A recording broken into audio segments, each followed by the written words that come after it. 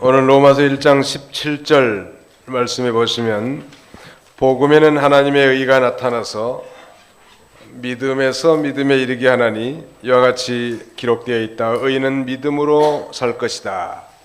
우리 개역 한글판에는 복음에는 하나님의 의가 나타나서 믿음에서 믿음에 이르게 하나니 그런즉 의인은 믿음으로 말미암아 살리라 함과 같으니라 그랬는데, 이 말씀에 의지해서 의인은 믿음으로 살리라 이런 제목으로 하나님 말씀을 증거하고 은혜 받고자 합니다. 한번 따라서 해봅시다. 의인은 믿음으로 살리라. 의인은 뭐로 살아요? 믿음으로 산다는 말. 누가 믿음으로 살아요? 의인. 예수 믿고 하나님 앞에 의롭다고 칭함받은 구원받은 하나님의 자녀들은 이제 믿음으로 사는 거예요. 믿음으로 산다는 게 무슨 말인가? 쉬운 말로 한다면 말씀으로 산다, 말씀대로 산다, 그런 뜻이라고 할 수 있겠습니다. 그러나 믿음으로 산다는 건 1차적으로 예수 그리스도를 믿음으로 우리가 구원과 영생을 얻었다, 그런 말이죠. 즉 영원히 사는 거죠. 예수님 믿음으로. 뿐만 아니라 궁극적으로 우리의 삶 가운데서 매일매일 우리가 이 믿음으로 사는 것이 중요한데요. 이 매일매일 삶 가운데서 이제 이 예수 그리스도를 믿고 그 믿음으로 우리가 살아야 될 것을 우리에게 가르쳐 주는 것입니다. 이 기독교 원력에 하면 매년 10월 마지막 째 주일은 종교개혁주일로 이렇게 정하고 지키고 있습니다. 특별히 금년은 종교개혁 500주년이 되는 아주 뜻깊은 해이죠. 왜냐하면 1517년 10월 31일 말틴 루터에서 촉발된 이 종교개혁 운동이 이제 만 500주년이 되는 해이기 때문에 여러 이 기독교 기관에서는 각종 이 종교개혁하는 세미나와 성지순례 아니면은 여러 가지 행사들을 통해서 종교개혁의 진정한 의미가 무엇인가를 되새겨보는 그런 이 시즌, 그런 기간으로 삼고 있는 것입니다. 지금부터 500년 전 1517년 10월 31일 독일에 신부이면서 독일 비텐베르그 대학의 교수였던 소위 말틴 루터 사제는 이제 당시 타락하고 부패해서 하나님의 말씀과 전혀 상관이 없는 전통과 간섭으로 일관한 가톨릭 교회를 향해서 소위 솔라 스크립투라, 하나님의 말씀으로 돌아가자 하는 이런 기치하에 말하자면 천주교의 95가지의 잘못된 사항을 이 대자보에다 기록하고 비텐베르크의 성당 대학 정문에다 붙여서 공개적 토론을 하려고 시도한 것이 이 종교개혁의 이 시발점이 됐다고 할 수 있을 것입니다. 이 종교개혁으로 인해서 무려 약 1000년 동안 걸쳐온 중세 천주교의 암흑시대가 막을 내리고 부패한 천주교의 무지한 이 교권의 탄압으로부터 해방된 사람들이 복음의 광명을 되찾고 자유를 회복하게 됐습니다. 천주교인들은 우리 개신교인들을 소위 프로테스탄트라고 하는데, 우리가 아는 대로 이 프로테스탄트라는 말은 반항자들, 저항자들 그런 뜻 아니겠습니까? 천주교인들 만나보면 우리가 큰 집이고 자기들이 큰 집이고 우리는 작은 집이라고 하는데, 무슨 의미로 그렇게 하는지는 모르겠습니다만은 그러나 큰 집은 진리를 바로 전하고 가르치는 것이 큰 집이라고 할 수 있을 거예요. 우리는 이제 종교개혁 500주년을 맞는 이런 시점에 소위 종교개혁으로 말미암아 탄생된 개혁주의 교회의 신도로서 이 개혁의 의미를 진정으로 다시 한번 우리가 선고하면서 새로운 신앙 부흥과 또 회개와 회개의 각성을 갖는 그런 시간이 되어야 할 것입니다. 한국교회는 언제부턴가 제2의 종교개혁이 필요하다는 이런 지적이 있어요. 과거에 우리 선진들, 선배들의 신앙은 굉장했는데 소위 바른 진리에 입각하니 선배들의 신앙관을 통해서 세상이 많이 개혁이 됐단 말. 즉 세상을 향해서 개혁을 내쳤지만 요새는 세상이 교회를 향해 손가락질하면서 외치지 않습니까? 물량주의나 세속주의 뿐만 아니라 기복주의나 형식주의, 또 대형교회의 세습주의, 이런 거야말로 세상 사람들에게 지탄을 받는 그런 중대한 이 개혁의 요소가 된 것입니다. 말틴 루터의 종교개혁의 기치를 든 직접적 동기는 소위 면죄부라는 것을 파는 사건에서 비롯되는데요. 우리가 어느 정도 알지만 이 면죄부 사건이라고 하는 것은 당시의 교황 레오 10세가 유명한 그 성 베드로 성당 건축비가 부족했기 때문에 그 건축비 부족분을 충당하기 위해서 소위 면죄부라는 것을 판매한 거예요. 유명한 알베르토 주교와 웅변가 태체를 동원해서 사방을 돌아다니면서 소위 말하자면 판촉 활동을 한 것입니다. 이 면죄부라는 건 그 자신뿐만 아니라 이 조상들의 죄까지도 그 면죄부를 사면 죄를 용서받는 그런 쪽지라고 할 수 있는 거예요. 허무맹랑한 것이고 또 비성경적인 거 아니겠습니까? 당시 이 면죄부의 판매를 청구 맡아서 이 알베르토는 그 입금의 절반을 교황에게 주고 또 자신은 절반을 착복하고 말하자면 여러 지역을 다니면서 면죄부를 선전하는 거예요. 그들의 일행이 비텐베르크에 왔을 때 이 기막힌 사기꾼들의 쇼를 목격한 말틴 루터는 견딜 수 없는 분노를 느끼기 시작합니다. 교황이 발행한 면죄부를 많은 돈을 들여서 사기만 하면 저 지옥에 간 사람도 천국으로 옮겨진다는 이 거짓말 설교를 듣고 우매한 백성들이 모두 줄을 서서 이 면죄부를 샀습니다. 이와 같은 악행을 목도한 루터는 이 천주교의 당시에 잘못된 관습과 전통에 대한 무려 95개제나 적어서 비텐베르크 성당벽에 붙이고 부패하고 타락한 교회 회개를 촉구한 것입니다.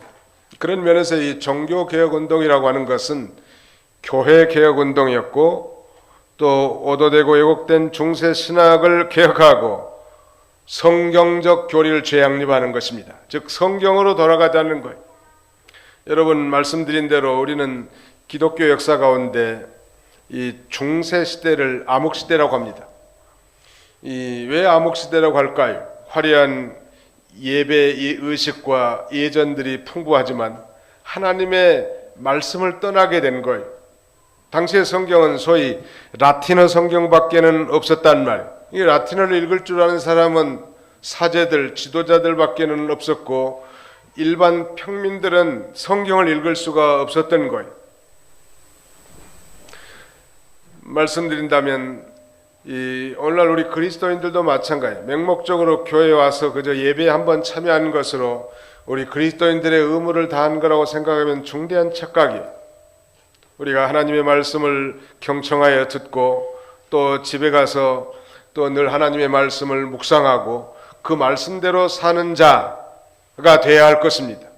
만일 그렇지 못했다고 한다면 우리가 회개하고 말씀을 떠난 신앙, 그건 맹신이에요. 말씀이 없는 신앙은 그건 무속적 종교나 다름없단 말. 바로 이 말틴 루터가 종교개혁을 하는 시대가 바로 말씀이 상실된 시대예요. 우리는 소위 사사시대를 기억할 겁니다. 여호수아가 죽고 이제 중대한 그 장로들이 죽고 사사들이 통치하는 시대에 성경은 이 사람들이 자기의 소견에 옳은 대로 행했더라고. 즉 하나님의 말씀을 떠난 인생은 이제 자기 생각에 옳은 대로 행동하고 판단하게 된 것입니다. 우리가 늘 성경을 듣고 읽고 또 그 가운데 기록된 대로 지킬 때 우리는 그 말씀이 우리를 인도해 줘야 되겠는데, 말씀과는 전혀 상관없는 삶을 내가 살고 있다고 하면 그건 영적인 흑암의 상태라고 할 수 있을 것입니다. 당시 종교개혁 운동은 소위 5가지의 슬로건을 외쳤습니다. 첫째는 오직 믿음으로, 솔라 피데라고 합니다. 라틴어로. 두 번째는 오직 은혜로, 솔라 그라티아. 세 번째는 오직 성경으로, 솔라 스크립투라. 네 번째는 오직 그리스도, 솔루스 크리스투스. 다섯 번째는 오직 하나님께 영광을, 솔리 데오 글로리아. 오직 하나님께 영광을. 이 5가지가 이 종교개혁 운동의 5가지 이 슬로건이었고 원리라고 할 수 있는데, 우리 한번 따라서 해보겠습니다. 오직 믿음으로, 오직 은혜로, 오직 성경으로, 오직 그리스도로, 오직 하나님께 영광을. 우리 장로교는 소위 켈비니즘이라고 합니다. 말틴 루터가 종교개혁을 촉발시켰지만 사실은 그 종교개혁을 체계적으로 완성한 분은 존 켈빈이라고 할 수 있고, 우리 모든 장로교는 소위 켈비니즘 하에 있고요. 그 영향을 받고 있습니다. 이걸 우리말로 한다면 개혁주의라고 표현할 수 있겠습니다. 개혁이라고 하는 건 고친다는 의미예요. 잘못된 건 고치라는 거예요. 기준이 뭔가? 기준은 언제나 감정이 아니고 인간의 생각과 의견이 아니라 언제나 하나님의 말씀을 기준으로 개인부터 시작해서 가정이나 교회의 잘못된 전통과 관습을 고쳐나가는 거예요. 개인의 습관도 마찬가지. 하나님의 말씀이 아니라고 했다면 자기 인생도 아닌 거예요. 하나님의 말씀이 마치 거울과 같단 말. 우리 여자분들, 처녀들은 하루에 거울을 몇 번씩이나 볼까요? 모르긴 해도 주머니에 담아놓고 시도 때도 없이 볼 거예요. 거울만 보고 그냥 말진 않잖아요. 화장도 거치고 머리도 단속하고 혹시 눈곱이라도 끼었으면 떼고. 마치 하나님의 말씀은 거울과 같단 말. 늘 하나님의 말씀을 듣고 보면서 자신을 갱신하고 고쳐나가야 한단 말. 오늘 우리 한국교회가 세상의 지탄을 받는 것은 바로 이 고치지를 않기 때문에 그런 거예요. 교회도 끊임없이 고쳐야 합니다. 과거에는 좋은 전통에 딸지라도 이 시대에 맞지 않는다면 성경에 근거하여 고쳐나가야 된단 말. 옛날 것만 무조건 옳다고 주장하는 그런 정신도 옳지 않아요. 언제나 기준은 성경이. 그 기준, 그 성경을 따라서 우리가 우리의 신앙과 삶을 고쳐나가야 합니다. 이것이 바로 우리 종교개혁을 더듬는 우리의 자세가 아니겠습니까? 오늘 시간 관계상 이 5가지 슬로건 중에 앞부분의 3가지 슬로건, 즉 종교개혁의 3대 원리를 근거해서 성경적 관점에서 살펴보고자 합니다. 첫 번째가 바로 오직 믿음으로, 솔라 피데라고 할 수 있는데요. 바울 사도는 로마서 1장 하반부에서는 이방인들의 그 죄 목록, 죄 리스트들을 다 이렇게 언급하고 있고요. 2장에서는 하나님의 백성이라고 자부하는 유대인들의 죄에 대해서 언급합니다. 그리고 3장 상반부, 오늘 살펴본 이 본문 전반부에서는 전 인류를 죄 아래 가둠으로써 이 인간이 구원받기 위해서는 반드시 의가 필요하다라고 하는 하나님의 의의 필요성을 제기하고 있습니다. 그리고 오늘 본문 3장 하반부에서 과연 그렇다면 우리 인간이 하나님의 의의 선물을 어떻게 받을 수 있는가, 그걸 지금 설명하고 있는 것입니다. 말씀드린 대로 종교개혁운동의 그 첫 번째는 바로 오직 믿음으로 돌아가자는 운동이에요. 로마서는 16장까지 있죠. 이 로마서의 가장 핵심적인 중심 단어, 키워드는 하나님의 의입니다. The righteousness of God. 하나님의 의가 바로 이 로마서의 핵심 단어란 말이에요. 이 의라고 하는 건 십자가에서, 즉 예수님이 십자가의 죽으심과 부활로 이루어놓으신 의인데요. 인간의 선행이나 인간의 노력이나 인간의 공로나 인간의 율법 준수로 말미암아 만들어진 그 의가 아니고 하나님께서 예수 그리스도 안에서 나타내신 하나님의 의인 것입니다. 여러분, 영국의 귀족사에서는 그 중요한 연회 잔치가 배설될 때는 반드시 예복을 입게 되어 있다고 합니다. 잔치에 참여할 예복. 그러니까 아무런 누더기를 입고 그 귀족들 틈바구니에 들어가서 그 잔치에 참여할 수 없다는 것이죠. 그래서 미리 이 잔치를 베푸는 주연하신 분들은 바로 이 잔치 예복을 미리 준비하는데, 예복을 입기 전에 먼저 행해야 될 것은 자기 옷을 벗고 그 예복을 입는 것 같습니다. 이사야 선지자는 인간의 의는 다 더러운 옷과 같다고 했습니다. 하나님을 떠난 인간의 선행과 의는 하나님 앞에 결코 설 수 없다는 거예요. 그래서 하나님께서 이 새로운 하나님의 의, 율법으로 산 의가 아니라 하나님의 의, 예수 그리스도 안에서 이루어진 이 하나님의 의를 갖다가 지시하고 있습니다. 그래서 오늘 본문 로마서 1장 17절에 그렇게 시작하지 않았습니까? 복음에는 하나님의 의가 나타나서, 복음은 바로 예수 그리스도의 십자가의 죽으심과 부활하심 아니겠습니까? 죄 많은 인류를 구원하기 위해서 독생자를 보내주셨고, 그가 우리 죄 많은 인생들의 죄를 다 대속하시고 대신 형벌당하시고 심판 당하심으로 말미암아 이 소위 하나님의 의를 이루는, 하나님이 인정한 의를 이루놨고, 누군지 그 복음을 믿는 자는 하나님의 그 의의 선물을 받도록 해놨단 말이에요. 예수님께서 십자가에 달리시면서 최후의 소위 가상 7언 7마디를 하고 운명하셨는데, 그 6번째 말씀은 다 이루었다, 그런 말이에요. 한번 더 하십시다. 다 이루었다. 예수님의 이 의미심장한 이 다 이루었다는 것은 도대체 무엇을 의미할까요? 바로 이 십자가의 구속을 통하여 이제 하나님의 의를 이루었다, 구속을 완전히 성취하였다, 세상을 구원하기 위한 하나님의 계획을 다 완성하였다고 하는 완성의 선포인 것입니다. 그리고 그 믿는 자들에게 하나님의 의를 주신 거예요. 말씀드리다가 중단되었습니다만, 바로 우리가 하나님 앞에 가려면 다 의의 예복을 입어야 합니다. 우리 인간이 아무리 때때옷을 아름답게 꾸며서 입어도 하나님 앞에 인정받을 수 없어. 이 다음에 이제 천국 앞에 당돌하면 그 천사 수문장들이 지켜볼 거예요. 예복을 입은 사람들은 오른쪽으로 천국으로 들어가게 하겠지만, 예복을 입지 않은 자들은 왼쪽으로 지옥으로 들어갈 수밖에 없는 거예요. 바로 이 하나님의 의를 하나님 앞에 인정받는, 하나님의 법정적 심판대에서 인정받는 예복과 같은 거예요. 우리가 논리적으로 잘 이해하지 못하는 분이 계시다 할지라도, 예수님을 믿는 사람은, 예수님을 진정으로 자신의 개인적인 주님으로 구주로 영접한 사람이라면 다 바로 이 의를 받은 자요, 의의 예복을 받은 자예요.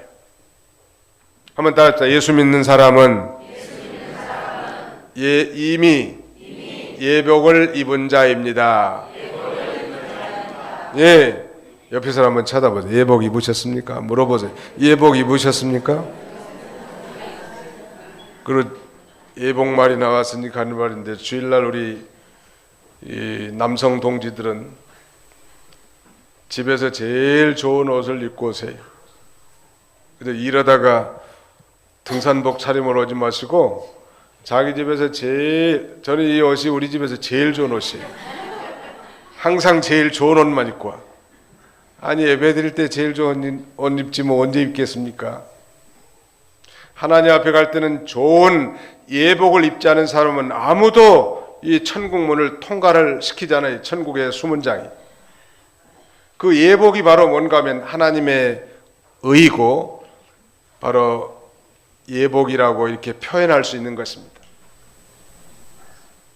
그래서 요한계시록에는 이 세마포를 입는 자가 복이 있다고 했고, 날마다 이 세마포를 빠는 자가 복이 있다고 했는데, 바로 그 세마포가 의의 예복이야.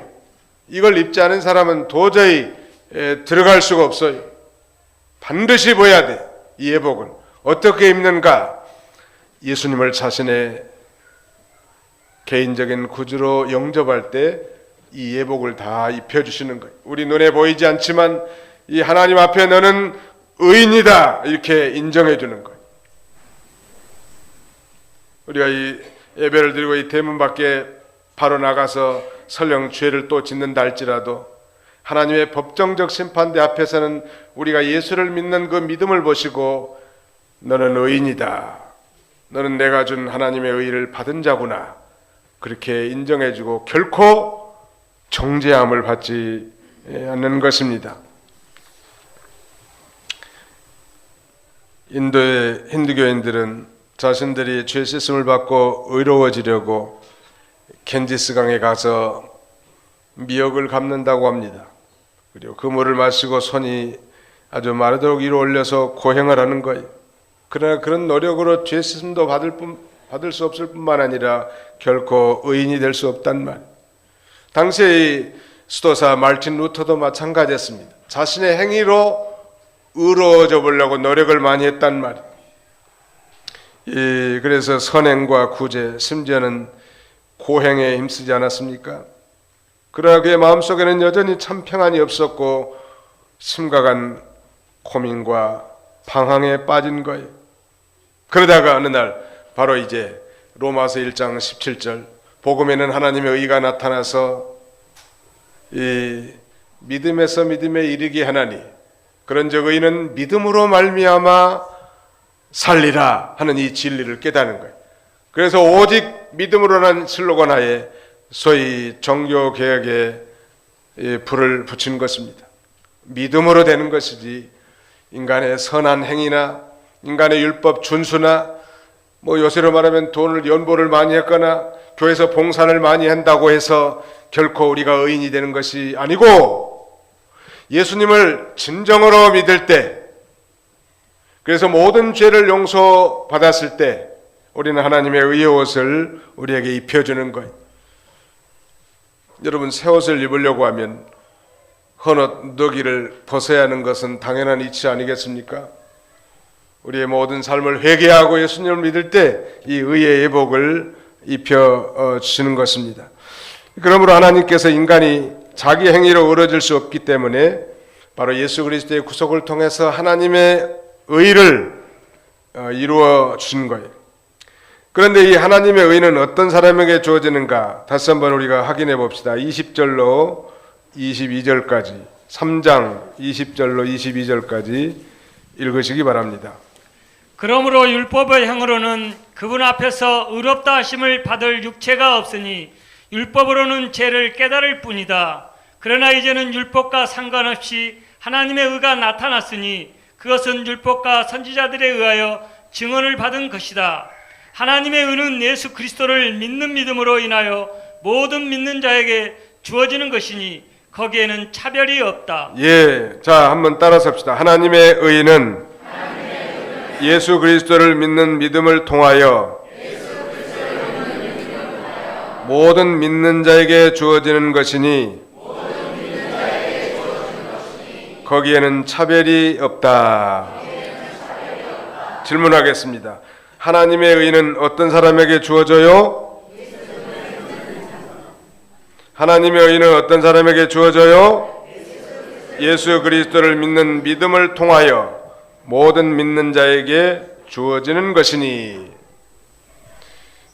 예수 그리스도를 믿는 믿음을 통하여, through faith, 예수 그리스도를 믿는 믿음을 통하여 우리에게 하나님의 의의 선물이 주어진다고 성경은 분명히 말씀하지 않습니까? 그리고 차별이 없다. 거기에는 차별이 없다는 거예요. 유대인이나 이방인이나 가난한 사람이나 부한 사람이나 동서고금 남녀노소를 물러나고 누구든지 예수 그리스도를 믿는 자에게 하나님의 의의 선물, 하나님의 의의 예복을 골고루 다 나눠준다는 말. 오늘 이 자리에 죄송하지만 하나님의 의의 예복을 입지 않은 분이 계시다면 저 2000년 전에 십자가에 달려 돌아가신 예수 그리스도가 그의 십자가의 구속을 통하여 하나님의 의를 이룬 줄 믿고 그 예수님을 나의 주님으로 영접하면 되는 거예요. 그러면 그 예복을 다 입혀주시는 거예요. 이 예복을 입지 않고는 결코 천국에 들어갈 수 없단 말이에요.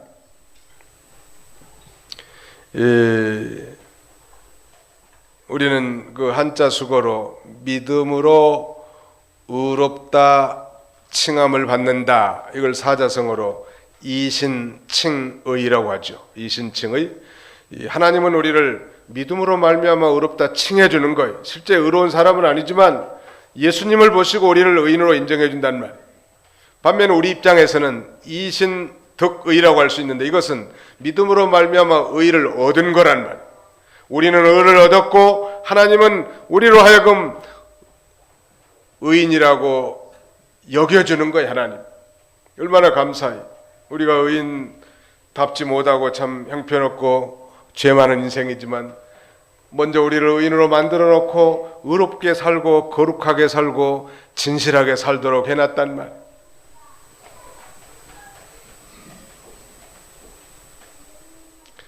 어느 사람은 선생님이 영어 공부를 잘 못하는데 너는 참 영어를 앞으로 잘할 거라고 그렇게 인정을 해주니까 거기에 이 말하자면 감동을 받아가지고 열심히 공부해가지고 아주 영어에 아주 통달했다는 사람이 있습니다. 하나님이 우리가 의인이 아니지만 내가 내 아들 예수 그리스도의 구속을 보고 너를 믿는 너를 의인이라고 너를 여겨주겠다, 칭해주겠다, 칭해줬으니까 우리가 이제 어떻게 살아야 되겠습니까? 실제로 이제 모든 불의함을 다 벗어버리고 의로움을 따라 살아야 할 것입니다. 예수 믿는 사람들이 여전히 불의한 죄 가운데 살면 되겠냐는 말이에요. 정말로 하나님의 이 의를 입었다고 한다면 이제는 실제로 생활 가운데 의로운 삶을 살아야 할 것입니다. 오늘 우리로 하여금 잘 이해가 되지 않을 줄을 하나님은 아시고 여기 로마서 4장에는 두 사람의 일을 드러났습니다. 그 첫 번째 인물이 아브라함이고요. 두 번째 이름이 다윗인데 도대체 우리 믿음의 조상 이 아브라함과 다윗은 어떻게 의를 얻었는가? 그 1절로 4장 1절로 3절을 읽으시기 바랍니다. 그러면 우리가 육신으로 우리 조상된 아브라함이 무엇을 얻었다고 말할 수 있겠느냐? 만일 아브라함이 행위로서 의롭다 하심을 얻었으면 자랑할 것이 있겠으나 하나님 앞에서는 없다. 성경이 무엇이라고 말하느냐? 아브라함이 하나님을 믿으니 그것이 그에게로 의로 여겨졌다라고 하였다. 예, 거기 중요하죠. 아브라함이 하나님을 믿었다. 그래서 그것이 그에게 의로 여겨졌다. 여러분, 아브라함은 나이 99세가 되기까지 아들이 없었단 말이에요. 분명히 성경은 내 후손을 통하여 천하 만민이 복을 얻을 것이라고 약속했는데 나이가 99살이 되도록 아들이 없었던 거예요. 그래서 아브라함은 자기의 상속자로 아주 충성스러운 늙은 종 엘리에셀을 자기 후계자로 삼으려고 했는데 그때 이 밤하늘에 하나님이 나타나셔서 아브라함을 불러가지고 아브라함아 아브라함아 엘리에셀이 내 후계자가 아니라 상속자가 아니라 내 몸에서 날 자가 상속자라. 그러면서 저 하늘의 별들을 가리키면서 내 후손이 저 하늘의 별과 같이 많을 것이라고 얘기했을 때 아브라함은 하나님이 말씀하신 그 언약의 말씀을 아멘 하고 받아 믿은 거예요. 우리가 잘 아는 대로 하나님이 말씀하신 것은 아브라함의 후손을 통해서 장차 오실 예수 그리스도를 통해서 믿는 하나님의 백성들이 하늘의 별과 같고 바닷가의 모래와 같이 많게 될 것이라고는 하나님의 언약을 지금부터 4천년 전에 아브라함이 믿었고 그 믿음을 보시고 하나님은 너는 의인이다 이렇게 인정해 주는 거예요. 그러니까 오늘 우리나 아브라함이나 의를 얻은 것은, 즉 하나님의 의를 얻은 것은 동일한 방법이라는 거예요. 자, 그 다음에 거기 다윗의 경우를 한번 보실까요? 4장 7절로 8절을 읽으시기 바랍니다. 6절부터. 행위와 상관없이 하나님께 의로 여기심을 받는 사람의 복에 대하여 다윗도 말하기를 불법을 용서받고 죄가 가려진 자는 복이 있다. 주께서 그 죄를 인정하지 않으실 사람은 복이 있다라고 하였다. 다윗도 아브라함과 똑같은 원리로 하나님의 의를 얻은 건데, 그는 믿음을 통해서 의를 얻게 됨을 그렇게 노래하고 있죠. 우리가 잘 아는 대로 다윗은 하나님 앞에 불법한 죄인이었습니다. 그가 진정으로 자복하고 회개했을 때 그는 조건 없는 용서를 받은 거예요. 사실 대죄를 범하지 않았습니까? 그리고 그 죄를 정말 회개하고 자복하기 전까지는 이 진액이 마름과 같은 그런 고통 가운데 있었단 말이에요. 그러나 그는 이렇게 시편 32편 1절로 2절 이렇게 노래합니다. 허물의 사함을 받고 그 죄의 가려우심을 받는 자는 복이 있도다. 그 마음에 간사함이 없고 여호와께 정죄를 당치 않을 자는 복이 있도다. 간음죄와 살인죄를 범하니 이 험악한 죄인 다윗이 자신의 죄가 가려지고 하나님 앞에 결코 정죄받지 않고 의인이라고 인정받은 것을 이렇게 노래한 거예요. 대단히 뻔뻔하게 들릴 수 있을 것 같아요. 특별히 안 믿는 사람이 볼 때는 말이죠. 여러분, 구원이라고 하는 건 소극적으로 죄사함이지만 적극적으로는 하나님 앞에 의롭다함을 얻는 것입니다. 그것이 아브라함의 행복이고 그게 다윗의 행복이고 오늘 설교자인 저의 행복이고 우리 모든 구원받은 자들의 행복이란 말. 여러분, 우리가 선한 행동을 해서, 아니 우리가 남보다 좀 더 착해서, 아니 연보를 많이 하고 교회에 열심히 봉사하고 헌신해서 의롭다함을 얻을 자는 아무도 없는 거예요. 우리가 아직 죄인 되었을 때, 아니 우리가 연약했을 때, 아니 우리가 정말 하나님을 거역하고 우상을 숭배했을 때 예수 그리스도를 믿는 믿음을 보시고 너는 의인이라고 인정해 준 자, 그런 자가 행복한 자라는 거예요. 그것이 아브라함의 체험이고 그것이 다윗의 체험이고 그것이 모든 믿음의 선배들의 체험이고 저의 체험이고 우리 구원의 확신을 가진 우리 그리스도인들의 체험 아니겠습니까? 어떻게 우리가 이 행복을 체험할 수 있을까요? 그 대답은 아주 간단합니다. 인간의 공로가 아니고 인간의 선행이 아니고 아브라함과 다윗의 후손 예수 그리스도를 우리 자신들의 구주로 영접하는 것입니다. 두 번째 슬로건은 오직 은혜로 솔라 그라티아라고 하는 것입니다. 유대인이나 이방인이나 전 인류가 죄를 범하였기 때문에 하나님의 영광에 이르지 못한다고 로마서 3장 23절은 선포합니다. 모든 사람이 죄를 범하였음에 하나님의 영광에 이르지 못한다고 말하면서 그 이전에는 의인은 없나니 하나도 없고 선을 행한 자가 아무도 없다는 것. 1장에서는 이방인들을 죄에 가두고 2장에서는 유대인들이 죄에 가두고 3장에서는 전 인류를 죄 가운데 가둔 것은 인류가 구원받기 위해서는 바로 하나님의 의가 필요하다고 하는 하나님의 의의 필요성을 제기하기 위한 것이고, 오늘 이제 우리가 봉독한 이 로마서 3장 21절 이하에는 그거요. 특별히 23절에는 모든 사람이 죄를 범하였음에 하나님의 영광에 이르지 못했다는 거예요. 여러분, 우리 인간은 하나님의 형상대로 지음받은 그야말로 완전한 피조물이었는데 그들이 우리의 조상 아담이 범죄함으로 말미암아 그 영광에 이르지 못한다는 말. 우리는 피조물로서 그 하나님 앞에 영광 가운데 살고 영광을 돌리면서 살아야 할 사람들인데 죄 때문에 그 영광에 이르지 못하게 됐다는 거예요. 그런데 어떻게 했을까요? 24절 보실까요? 3장 24절 23절 모든 사람이 죄를 범하였으므로 하나님의 영광에 이르지 못하나 그리스도 예수님 안에 있는 구속으로 말미암아 하나님의 은혜로 값없이 의롭다 하심을 받았다. 그리스도 예수님 안에 있는 구속으로 말미암아 하나님의 은혜로 값없이 의롭다 하심을 받았다. 모든 사람이 죄를 범함으로 하나님의 영광을 누릴 자격을 다 상실했기 때문에 그렇다면 희망이 전혀 없는 게 아니라는 거예요. 바로 은혜로 주신 복음 때문인데요. 그 복음 안에 말씀드린 대로 하나님의 의가 나타나 있습니다.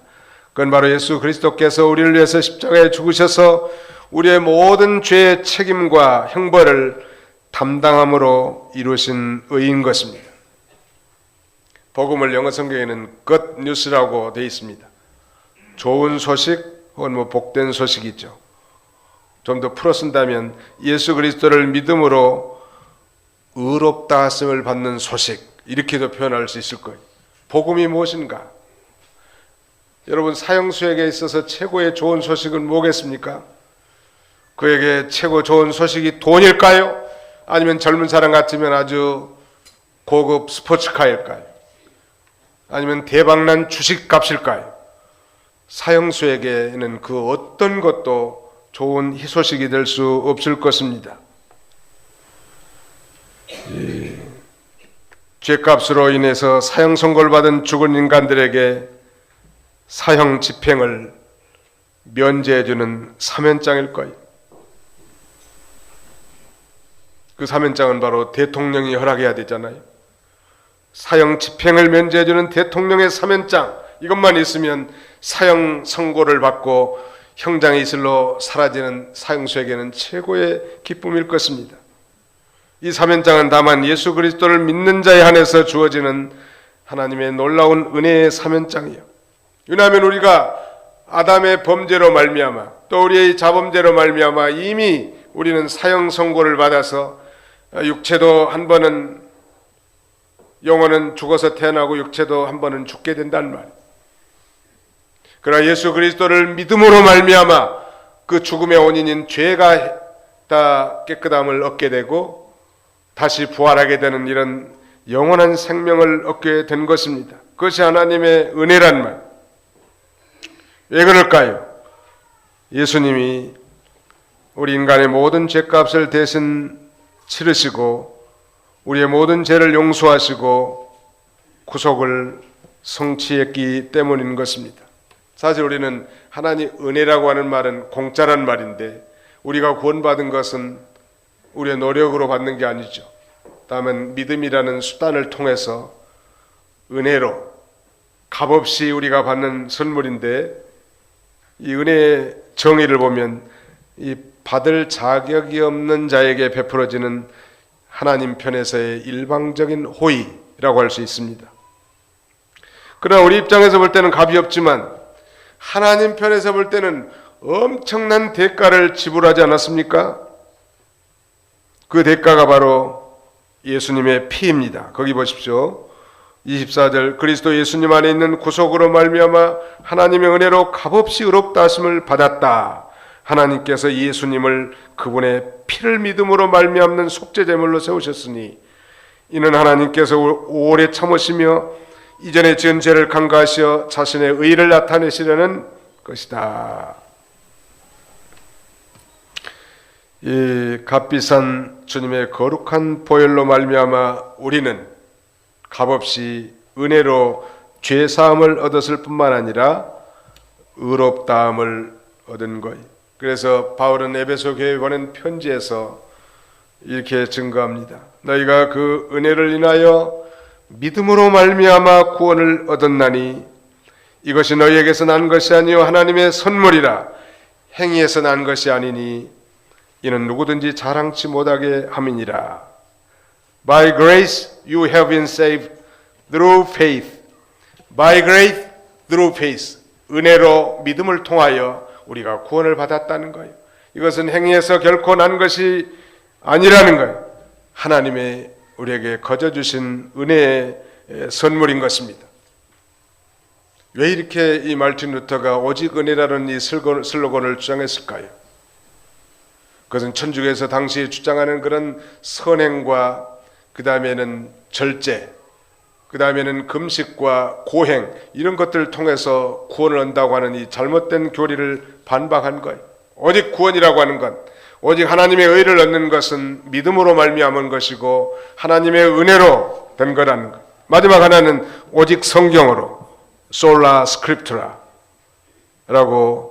이렇게 주장하고 있습니다. 여러분, 우리는 모든 권위의 최종적인 판단을 우리 개신교인들은 성경으로 가르치고 또 그것이 지당한 말씀이죠. 그러나 천주교는 성경보다도 소위 이 교황의 권위, 즉 교회의 결정이 더 우선시되고 있었단 말. 얼마나 잘못된 거예요. 공산주의에서는 헌법보다도 입법기관보다도 그 위에 당이 그 위에 있다고 합니다. 당. 이북 같으면 노동당에서 명령하는 건 헌법보다도 더 위에 있는 거예요. 여러분, 이 천주교 로만 캐토릭의 잘못된 것 가운데 하나는 바로 교황 모설. 교황은 아무 죄가 없다는 거예요. 요새는 모두 한참 한심한 교리들이 너무 난무합니다만 그걸 나열하기는 시간이 너무 부족해요.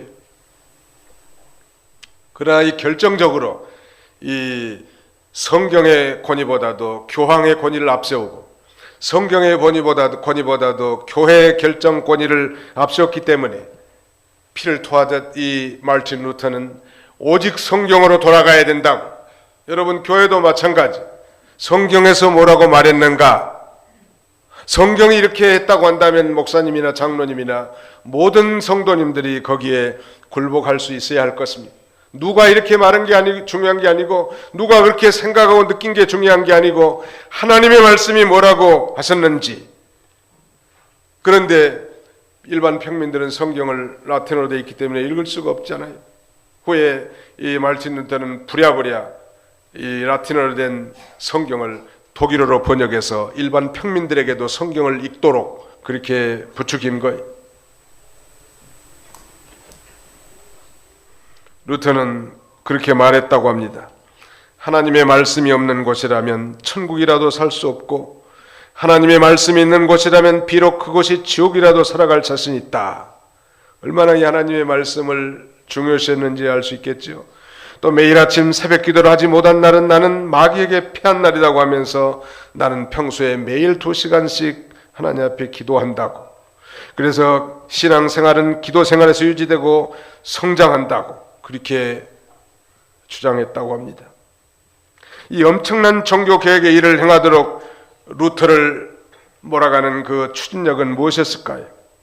무엇이 그 어떤 힘이 저 변방의 한 사제요 신학자에 지나지 않는 루터로 하여금 서슬퍼란 저 로마의 교황의 권력에 대항케 하고 거기서 부닥치는 고립과 고통을 견뎌내게 했을까요?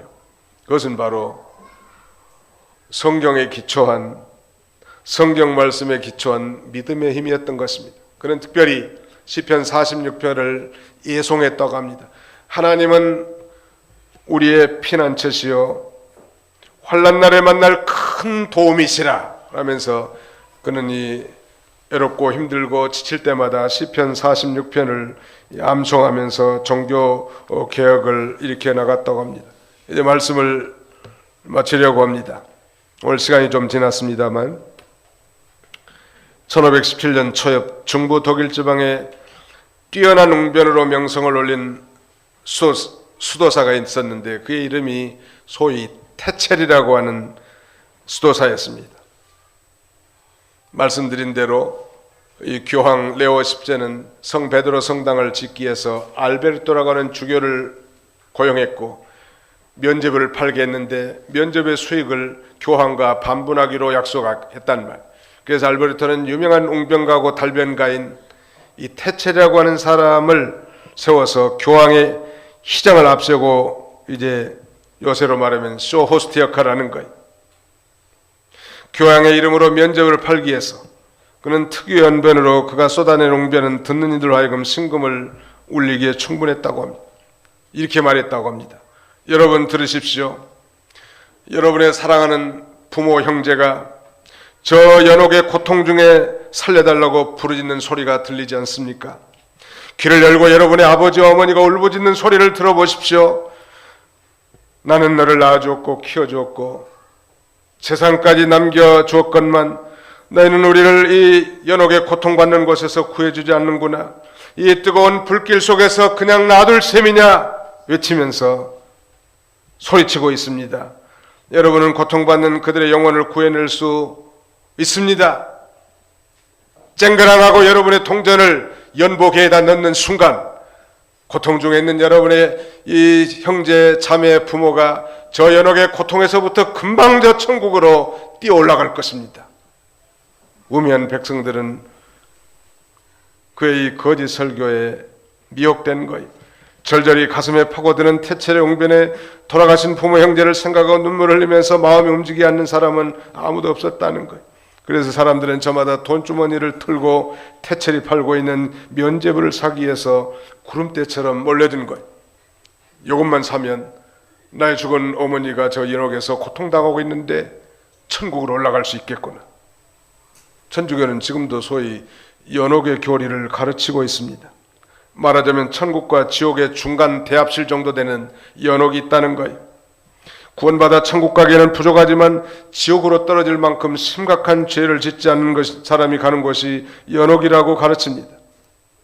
그래서 사람이 천국에 가려면 축적된 선행과 공적이 충분해야 되는데 그렇지 못한 사람들은 연옥에서 죄값을 치른 후에 천국으로 옮겨진다고 가르치는 것입니다. 물론 이게 다 비성경적인 거예요. 성경에 그런 것은 아무것도 없어. 천국과 지옥 외에 제3의 길은 없단 말이에요. 천국과 지옥의 결정은 이 지상에서 예수님을 진심으로 자신의 구주로 믿었느냐 믿지 않았느냐 여기에 따라 결정되지 않겠습니까? 이 마르틴 루터는 우수한 신부, 우수한 사제로 선정돼 가지고 저 로마에 있는 이 교황청에 아마 유학이 말하자면 여행이 보내진 모양이에요. 그런데 성 베드로 성당 계단이 25개가 되는데 그 계단을 무릎으로 기어 오르면서 좀 더 구원을 얻고 의로워지기 위해서 무릎으로 피를 흘리면서 이 성 베드로 성당을 올라가면서 그는 번뜩 성령의 조명 가운데 로마서 1장 17절이 생각났다는 거 아니에요. 의인은 믿음으로 말미암아 살리라. 우리의 고행과 선행과 이런 금욕과 절제로 우리가 구원받는 것이 아니고 의롭게 되는 것이 아니라 의인은 믿음으로 말미암아 살 것이라고 깨닫고 그는 이 놀라운 종교 개혁을 촉발시킨 거예요. 사랑하는 성도 여러분, 우리는 우리의 이런 용기 있는 신앙의 선배 덕택에 저희 성경 중심의 이 개혁주의 하에서 신앙생활을 하는 것을 감사해야 할 것입니다. 그리고 정말 이 종교 개혁자들의 그 올바른 정신과 성경에 입각한 이 삶을 우리도 추구해야 될 거예요. 예수 믿는다고 하면서 정말 뜨뜻미지근하고 형식주의, 타성주의, 이 소위 매너리즘에 빠져서 그저 예배 한번 참여하는 것으로 족하고 성경하고는 전혀 상관없는 인생을 산다면 우리가 정말 개혁의 대상이고 우리 교회가 개혁의 대상이에요. 우리는 날마다 회개하고 하나님의 말씀에 거울에 비추어서 자신이 좀 바꿔져야 되지 않겠습니까? 우리의 신앙이 새롭게 개혁되어야 될 것입니다. 아니, 우리의 생활도 변화가 있어야 돼. 우리의 변화되지 않는 생활 때문에 우리 가족이 교회 나오지 않는 거예요. 우리의 변화되지 않는 말과 행동 때문에 복음의 문을 가로막고 있는 거 아니겠습니까? 종교개혁주의라고 한다면 정말 우리 자신들의 말과 삶 그리고 행동이 그리스도 안에서 거룩하고 의롭고 진실한 그런 이 하나님의 성품으로 개혁이 될 때 우리 하나님도 기뻐하실 거고 또 우리를 통해서도 많은 열매를 맺게 하실 줄로 확신합니다. 이런 복된 성도들이 다 되시기를 주님의 이름으로 축원합니다. 거룩하신 하나님 감사합니다. 종교개혁 500주년을 맞는 이 뜻깊은 해 오늘 장시간 의인은 믿음으로 말미암아 살리라 하는 제목으로 하나님 말씀을 증거했으나 얼마나 우리 성도들의 가슴팍에 전파됐는지 알 수 없습니다. 주님의 성령께서 이 말씀이 깨달아지고 이 말씀이 확신이 되어 이제 우리의 가정과 직장과 사업장의 모든 삶과 우리의 언어가 좀 변화가 돼서 좀 더 예수님을 닮고 그리스도인다운 삶으로 개혁되는 이 복된 계기가 되도록 하나님께서 은총을 하려 주옵소서. 경제적으로 어렵고 질병과 고난과 인생의 역경으로 말미암아 어려운 가운데 있다 할지라도 의인은 믿음으로 말미암아 산다고 했사오니 믿음으로 영원한 생명을 얻었을 뿐만 아니라 이제 믿음으로 의롭다함을 얻었으니 심령이 날마다 평안한 가운데 살게 해주시고 많은 어려움과 고난 속에서도 하나님이 함께 하시는 믿음으로 모든 환경을 이겨나갈 수 있도록 하나님이여 축복하여 주시옵소서. 예수님의 이름으로 기도하옵나이다. 아멘.